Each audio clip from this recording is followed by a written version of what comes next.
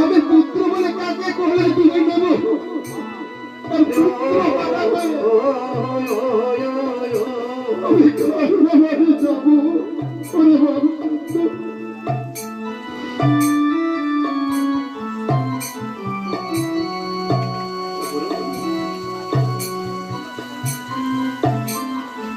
তখন অন্ধমণি বলেছিলেন, রাজা দশরথ কি হলো, তুমি এখনো দাঁড়িয়ে আছো কেন? যাও শীঘ্র জঙ্গল থেকে চন্দন কাষ্ঠ কেটে এনে অগ্নি প্রজ্বলিত করো। রাজা দশরথ ওই জঙ্গল থেকে চন্দন কাষ্ঠ কেটে এনে অগ্নি প্রজ্বলিত করে বলেছিল, মনে থাকো আমি অগ্নি প্রজ্বলিত করেছি।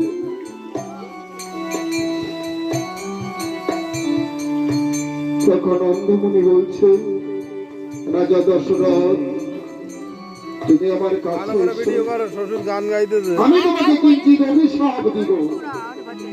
গান গাইতে ভালো করে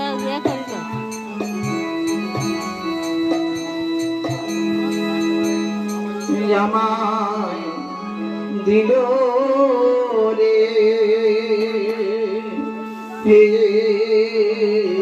হে আমায় ব্রহ্মসা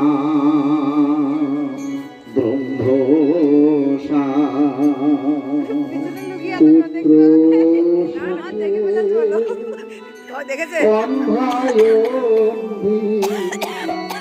আমরা যাই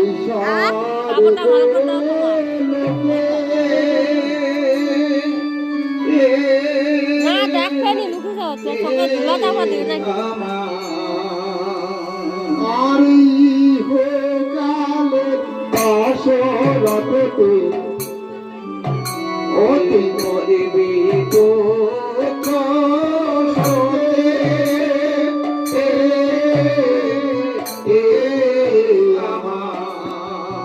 ব্রহ্মসা ব্রহ্মসা।